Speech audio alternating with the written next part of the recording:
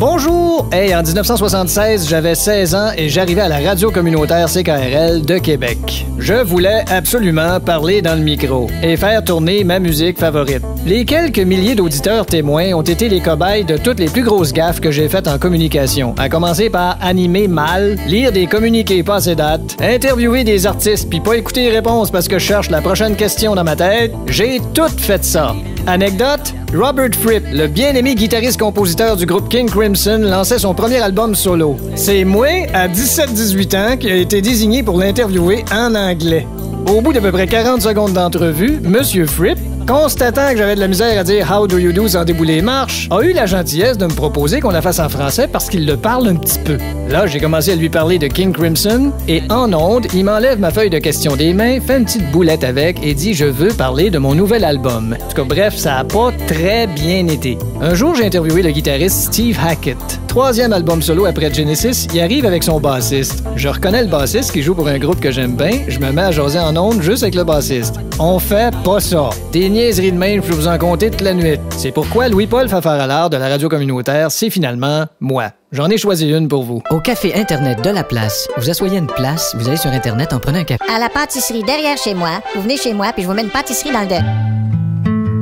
Y a les riches qui s'enrichissent, les pauvres qui s'appauvrissent, ceux qui ont de la peine qui se punissent. Révolution dans le calvaire du cal, dans la misère du mythe, et dans l'enfer du enfle. Ta ta ta ta ta ta ta.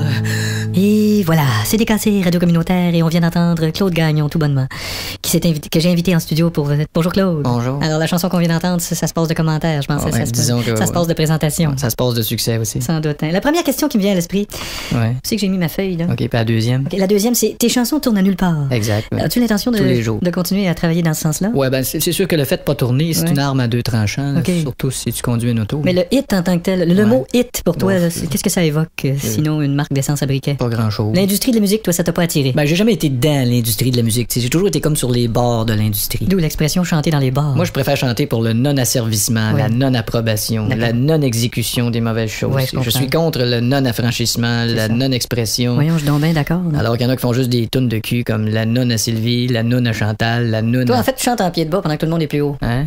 C'est quoi l'expression? Ah, je parle tout bas pendant que tu penses tout haut. Non, je t'attends en bas avec mon code fluo. Je comprends. Je l'ai sur le bout de la langue. Moi aussi, mais il va rester là. En fait, ce que tu chantes, c'est tout ce qui est caché, tout le non-dit. C'est ça. C'est d'ailleurs mon surnom, d'ailleurs. Quoi, non-dit? C'est ça, ouais. Okay. C'est non-dit cave, non-dit niaiseux. Mais t'es pas quelqu'un qui se frotte, toi, aux gens qui ont du succès. Ah non, moi, regarde les cocktails pis les lancements. C'est sûr. Moi, le monde qui mange des petits sandwichs triangles qui se mettent à péter de la broue. Faut dire que c'est pas tout le monde qui digère bien ça, les petits sandwichs triangles. Et puis, des fois, tu peux avoir des petites surprises. Ouais, rien qu'à pas manger. Mais bref, toi, tu t'illusionnes pas, là. Ben, écoute, à un moment donné, t'as une illusion, puis après ça, t'as plus d'illusion, fait que c'est la désillusion. C'est sûr. À un moment donné, t'as Patrick Arroy, à un moment donné, t'as plus Patrick Arroy, fait que c'est le désarroi. Bien dit. Mais vous étiez deux à un moment donné, hein? Ouais, je jouais en duo avec Réal Touchette, mais Réal, il y avait un problème d'alcool. Ah, ça, c'est pas drôle. On arrivait sur scène, puis Réal était chaud. Vu que t'en parles, qu'est-ce que t'en penses des reality shows? Demain, on parle de technique de dialogue.